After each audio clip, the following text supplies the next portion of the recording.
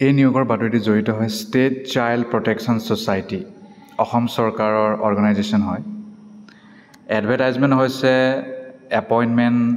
বাবে চেয়াৰপাৰ্চন আৰু member child welfare committee CWC আৰু social workers of juvenile justice চমুকৈ JJB 19/10/2025 লৈকে ভেকেণ্ট পোষ্ট হ'ব আৰু বৰপেটাত 3জন মেম্বাৰ খালী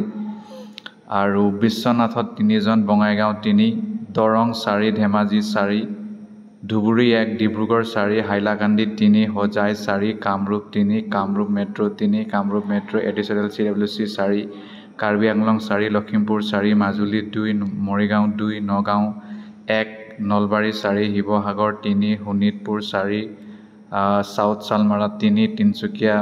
2 ওদালগুৰি 4 ৱেষ্ট কাৰ্বি আংলং 4 কাছাৰ 2 গোলাঘাট 4 ডিমা হাছাও 2 টোটেল 84টা পদ খালী ৰিজাৰ্ভ ফৰ উইমেন প্ৰতিটো ডিষ্ট্ৰিক্টতে কিছুমানত আছে কিছুমানত নাই টোটেল 18টা পদ খালী জুভেনাইল জাষ্টিছ বৰ্ডৰ বৰপেটাত 2টা ছ'চিয়েল ৱৰ্কাৰ বঙাইগাঁও 1টা দৰং 2টা ধেমাজি 2 ধুবুৰী 2 ডিব্ৰুগড় 2 ডিমা হাছাও 1 হাইলাকান্দি 1 কামৰূপ 2 কামৰূপ মেট্ৰ' 2 কাৰ্বি আংলং 2 লখিমপুৰ 1 মাজুলী 1 নগাঁও 2 নলবাৰী 2 শিৱসাগৰ 2 শোণিতপুৰ 2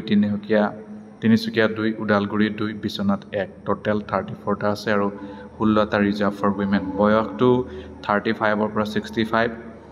আৰু শিক্ষাগত অৰ্হতা the candidate shall have a degree আপোনাৰ গ্ৰেজুৱেশ্যন হ'ব লাগিব চাইল্ড চাইক'লজি নতুবা চাইকেট্ৰি আৰু নহ'লে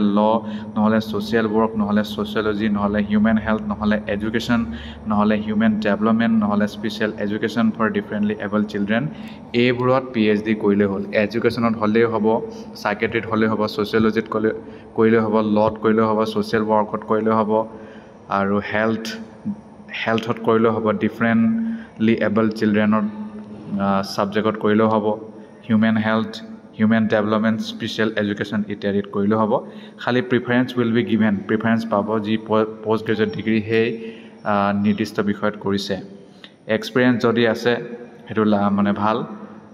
হেল্থ এডুকেশ্যন আৰু ৱেলফেয়াৰ এক্টিভিটিজৰ লগত জড়িত 7 বছৰলৈকে আৰু chairperson member social worker of committee or board হ'ব লাগে মানে হ'ব নালাগে আচলতে হ'ব নালাগে তাৰ বাহিৰে আৰু বিশেষ কিবা কিবি কথা আছে সেইটো আপোনালোকে নিজেই যদি ইণ্টাৰেষ্টেড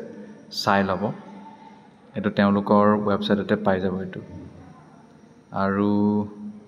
এপ্লিকেশ্যন আপোনালোকে পঠাব লাগিব নিজৰ ৰেছপেক্টিভ ডিষ্ট্ৰিক্টৰ অফিচত ডিষ্ট্ৰিক্ট লেভেল স্ক্ৰুটনি কমিটি 31 জুলাই আগে 1:3 মতে আপোনালোকক মাতিব তাৰপিছত ইণ্টাৰভিউ হ'ব আৰু পুলিচ ভেৰিফিকেশ্যনো হ'ব ইয়াৰ বাহিৰে আৰু বিশেষ নাই আৰু ধন্যবাদ